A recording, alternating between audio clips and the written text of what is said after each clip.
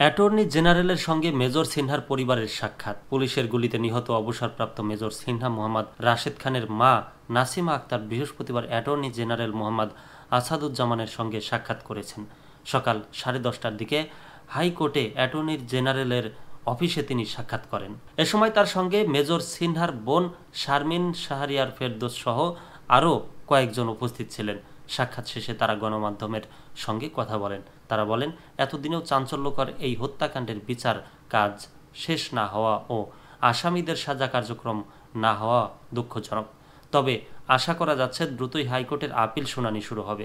2020 সালের 31 জুলাই রাতে টেকনাফের মেরিন ড্রাইভ সড়কে অবসরপ্রাপ্ত মেজর সিনহাকে গুলি করে হত্যা করা হয়। পরে 2022 সালের 31 জানুয়ারি কক্সবাজারের জেলা ও দায়রা জজ আদালত এ মামলায় দুজনের মৃত্যুদণ্ড ও 6 জনকে যাবজ্জীবন কারাদণ্ডের আদেশ দেন।